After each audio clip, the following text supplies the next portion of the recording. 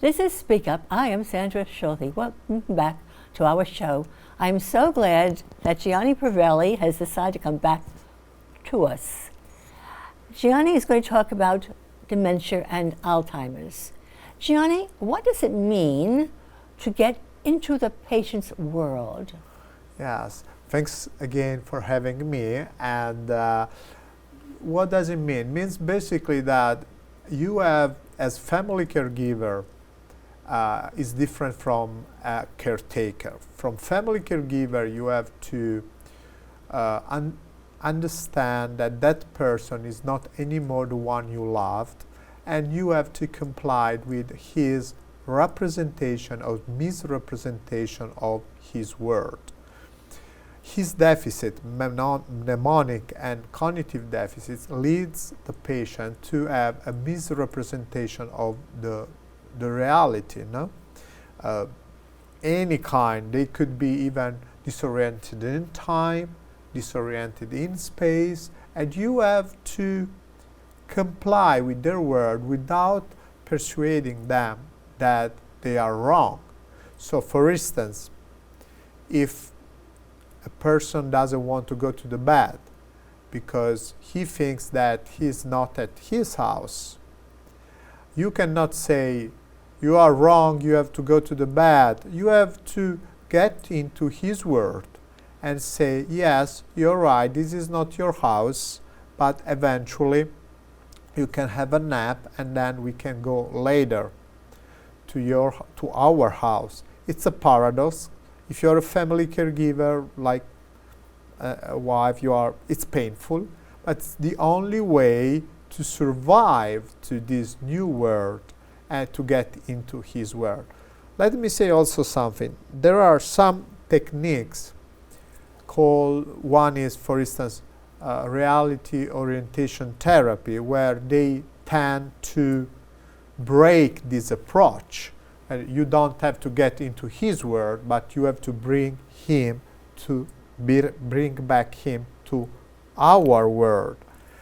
And I personally disagree to this approach because it doesn't change a lot. It doesn't make sense to convince the person that the reality is another one. Again, unless it's about safety. What does it mean? Why is it important to play with a patient in his world? Because you are validating his word. Anytime you say that you could threat his emotional balance, anytime you send him a message that what you are saying, what you are doing, what you are seeing is wrong. So your word is fine, and I'm just trying to get into your word.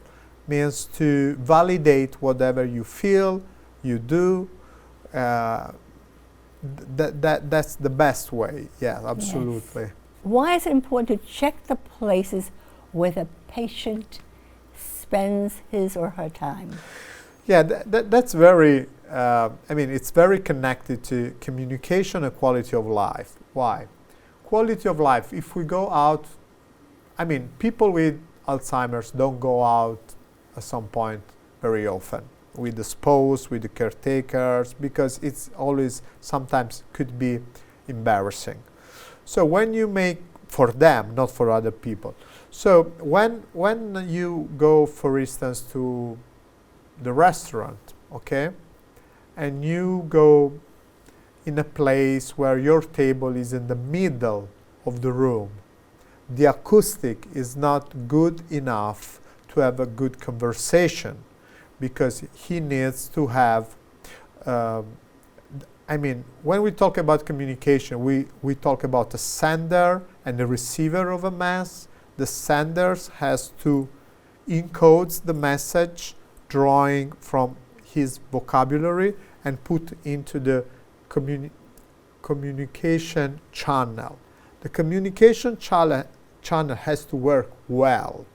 If there are interferences like noise, or for instance, the patient sits at the table far from all the other people, so he cannot really communicate with everybody because he needs to get the message very clearly, because despite he gets the message very clearly, he will struggle to process.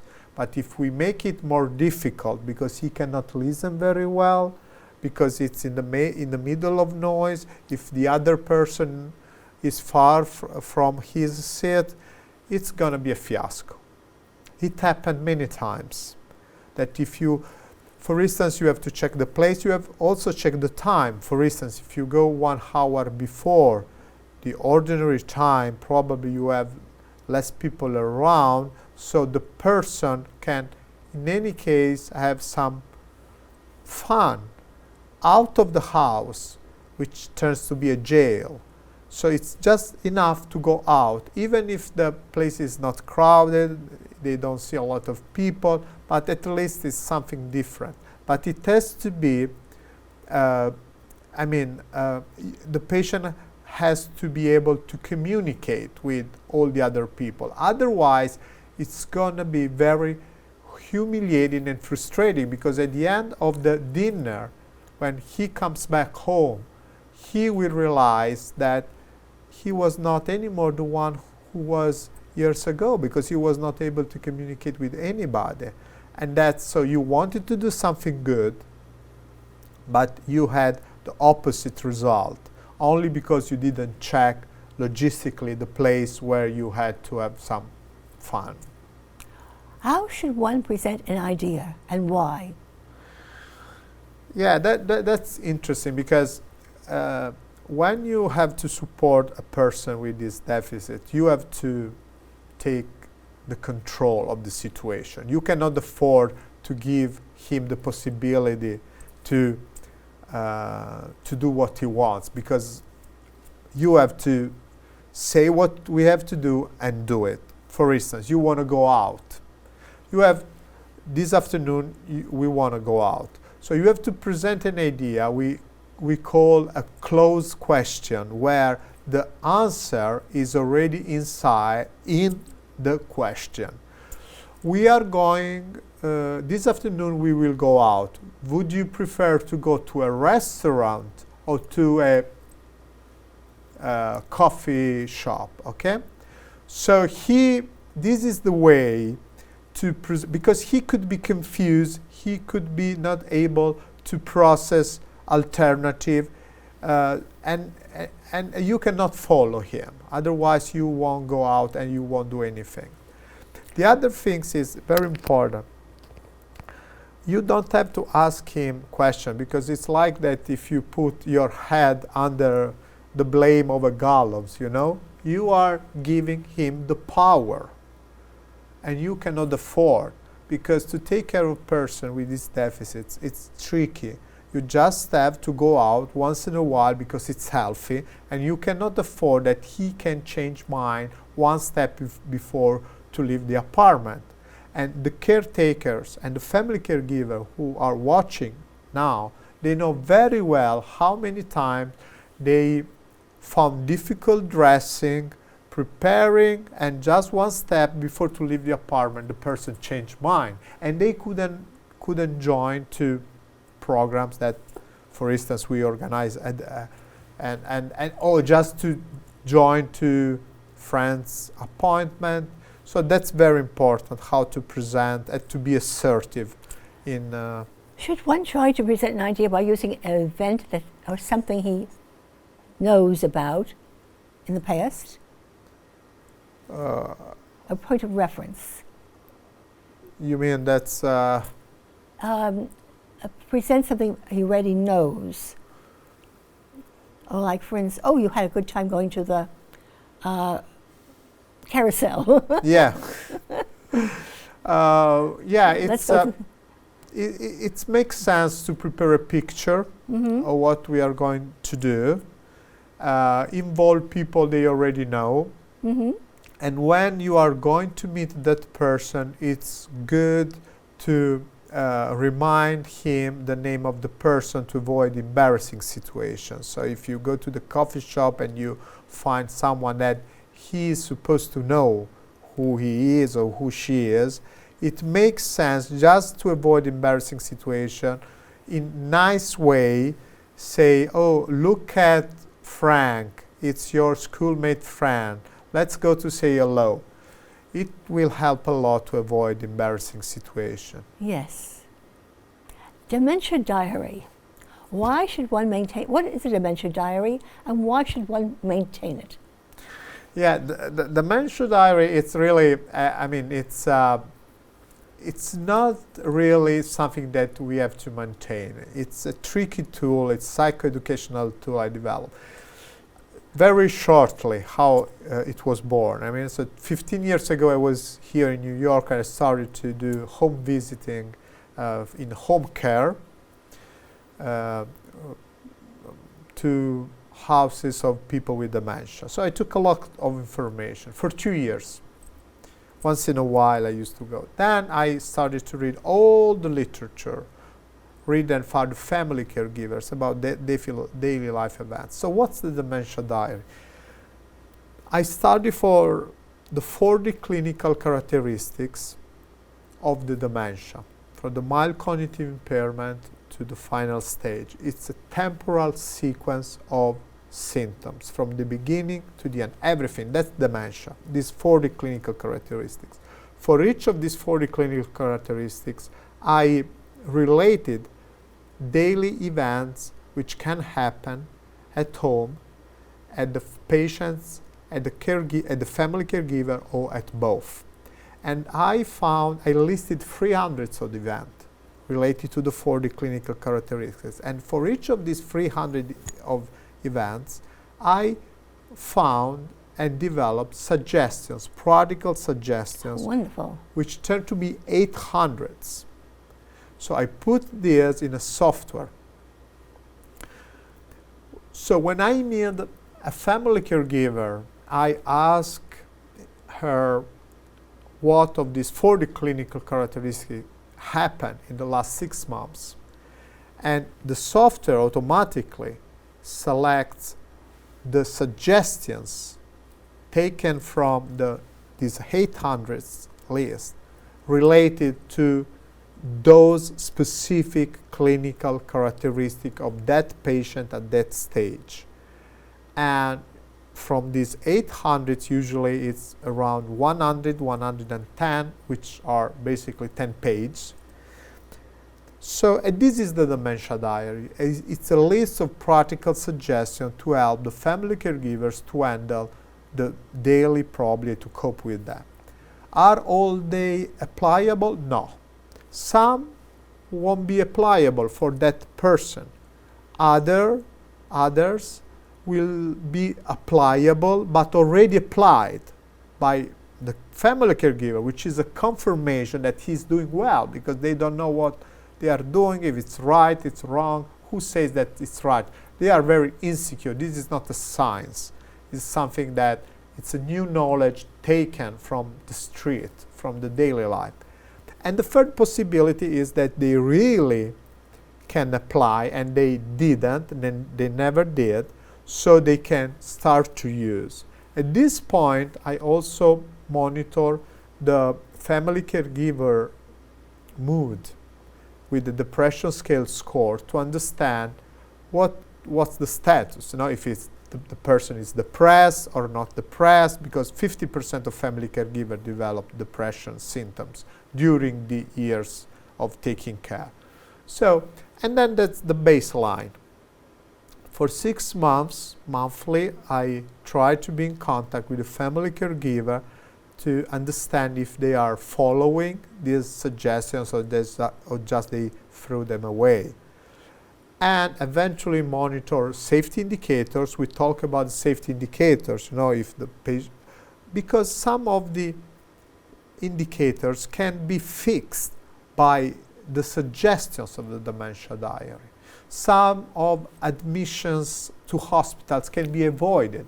So it's a lot. But because it's very academic tool, I tend to not present in that way. when I meet a family caregiver or even a caretaker.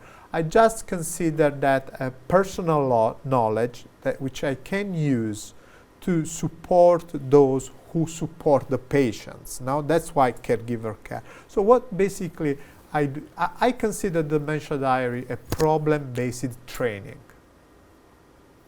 A training, I try to train the caretakers or help the family caregivers based on their problems. What are the clinical characteristics, and for each of the clinical characteristics happen at the patients, I can try to give practical suggestions because that's what they need. That's the Dementia Diary. How does one get the Dementia Diary?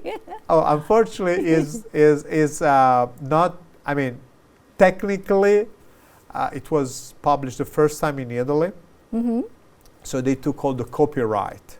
Yes. And we cannot just give this. They are the owners. We cannot. But the fact that I wrote it and I know everything about that, I use this knowledge to support the family caregiver. So that's how your program supplements the diary then? Yeah. This is part of, when I meet a family caregiver or even when I train volunteers to help the person with Alzheimer's or even the family caregivers, because the volunteer helps both. Some volunteers, I train the volunteers based on the clinical characteristic of that patient, and the Dementia Diary gives me the list of practical suggestions to share with the volunteer. So the volunteer doesn't go there just to make companionship, which is good, but also knows what are the most important issues, how eventually to handle, and it's more specific knowledge. Yes, absolutely. What is the effect of a monthly phone call? The monthly phone call, okay, so there is a direct effect and not direct effect, indirect effect. The indirect effect that you support the person, the family caregiver who is alone. I mean, family caregivers and patients usually lose all the friends, the relatives, they gradually disappear. It's a stereotype story around the world. Why? There are many reasons, but it's not the case to talk about. What I would say that the monthly call mainly tells the family caregiver, hey, you are not alone. There is someone who wants to know how the things are going, what's wrong there, if you need help, and that's indirect. The direct is just to check if you are following the list of suggestions I gave, if you had any kind of, for instance, unplanned admission to hospitals, if it was related to something that we could do, if you called the 911, and I also monitor, but this is for my personal interest, all the six safety indicators. So if there were faults or wandering, if the patients got lost. Frequency? Frequency, absolutely. Monthly. And so I have a picture, I have data about what's the safety situation and how it changed during the 6 months. If our support helped the family caregivers and the patients to be safer. And that's priceless because nobody does. But you have to be discreet because family caregivers don't like all these things. They just need caretakers to cover the shifts, period. And they don't like to admit to certain things too. Some of them, they just say that, okay, which is a positive approach, but when you are in denial, you miss a lot of opportunities to be helped. What might the effect be on hospitalizations and for whom? Hospitalization for? And for whom? Basically, it's about the patient because there are many simple suggestions from the Dementia Diary, but from many other books that can avoid hospitalizations for for instance, falls. You know, you can. I remember people who have spine fracture because he fell, or just wounds, or intoxication because they took many pills of the same medication. These are the most frequent. What systems of caretaking could you suggest? The system of caretaking. I mean, if it's possible, first of all, I would keep at home forever the person. And sometimes it's not possible for social issues, so it's fine to go to nursing home or wherever you can go. Otherwise, at home.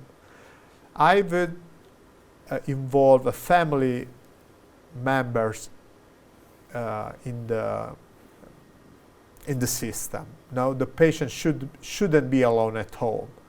I know it's a sacrifice for the brother, for whoever, but especially in New York, I saw many patients alone at home. And it's not enough to provide a caretakers. So the best system should be a mix between the family caregiver and some caretakers, and based it on the needs of the person. For instance, some patients don't need any night shifts because they sleep like lambs. Otherwise, they really need someone who oversees the night, kind of surveillance, and a mix. That's the best system. A mix with a family caregiver and one or two, if needed, caretakers. What is the effect of a healthy lifestyle on neuroplasty? That's the best question. We have a great opportunity that our parents didn't have, because they didn't know that some healthy lifestyles can basically slow down our pathological and physiological progressive loss of neuronal networks. So when we turn 35, 40 years old, we start to lose neurons. This is physiological. It's normal. And it's normal also when you turn 60. So what are the 6 neuroprotective activities? Yes, to slow down this loss, we have doing physical activities. Second, follow a healthy diet. 3, have a social active life. And we can explain one by one what are the criteria to define this. 4, learning new things. 5, avoid stress, and if you are stressed, relieve your stress. And 6, to sleep at least 7 hours a night, between 7 and 8 hours a night. Neuroscientists prove that it's effective on our brain. Johnny, can you please tell us what you'd like our audience to take away with them? So I think that the audience, caretakers who might be there, they should stay focused, as we already said, not on the activities, but on the person, the human being. They have to be humble that even if they took care of someone with dementia, they still don't know a lot of things, because again, these patients each of them has a different prognosis, etiology, and even phenomenology of the disease. So they don't look like necessarily. The family caregivers have to have the courage to ask for help, because a lot of times they are so shy, so exhausted, almost already depressed, they don't ask for help. This is the worst mistake you can make. So ask for help. And I would add something more to the audience. To the ordinary people who know families with a person with this mnemonic cognitive deficit, don't leave them alone. if you know them, don't leave them alone. Go to visit until the last day the patient leaves, okay? Because this is very important for the community to know, because most of the friends, relatives tend to disappear, even because they don't know how to handle situation, you know. Maybe because it goes on so long. Yeah, probably also for that, absolutely yes. But we have to say very clearly, these patients have two kinds of death. One is the physical death, when the body dies. And the other one is the social death. The social deaths, and I saw many of these cases, happens when the relatives and friends stop from visiting. They transform the visits into phone calls. And they give a call to, but they don't visit anymore, they just give a call once in a while. These calls to the family caregiver, the patients, turn to be only to the family caregiver, because they take for granted that it's difficult, embarrassing, and not easy to communicate with the patients. But the patients, who still has the emotional knowledge, understands like a child that is cut off from this communication. So please don't leave them alone. Go to visit, even if it's hard to have communication in the last stage. Johnny, I want to thank you so much for coming back to tell us all about what to do in case times when there's dementia and Alzheimer's. If someone was to choose to get a hold of you, how should they do that? Just give the email address. Yeah, okay. So we have info@caregivercare.org, where you can just email us and try to support, especially in East Harlem and Upper East Side. We are very active. Thank you so much for having me and giving this opportunity. This is Speak Up. I am Sandra Schulte. Have a wonderful, wonderful rest of the day. Goodbye.